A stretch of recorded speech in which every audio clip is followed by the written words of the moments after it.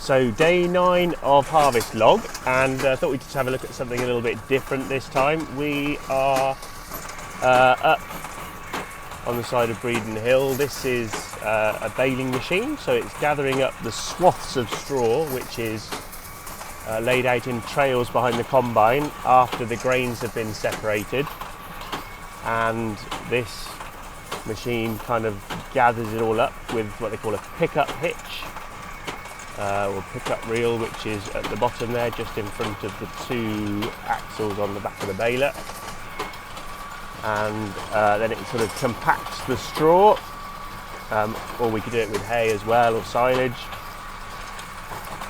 and then ties some string around it. In this case it's 4 strings, 8 foot wide, 8 foot long,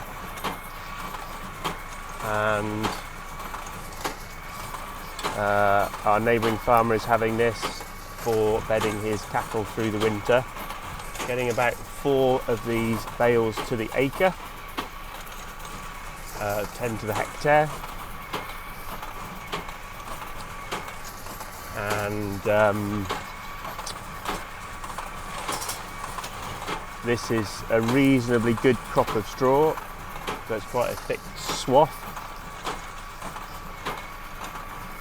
Pretty dry, and there's quite a bit of rain forecast for the weekend, so the decision has been made to crack on and get it baled so that we can get it in a shed in the dry before we get too much wet weather on it, and that will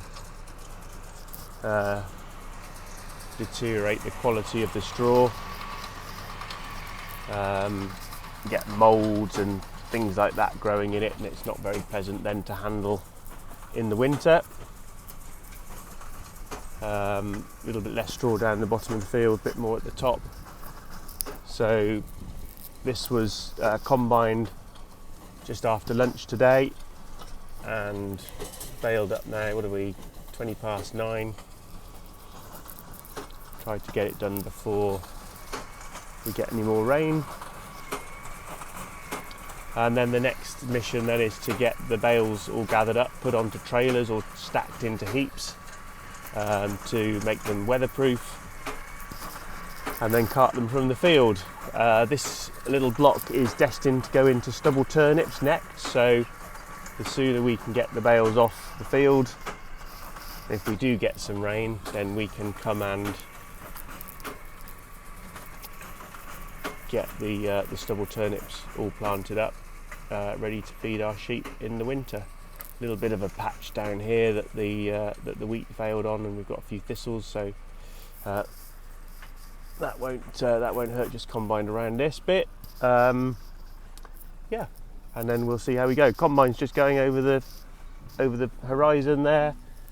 We're stopping in about half an hour or so and see what tomorrow brings us.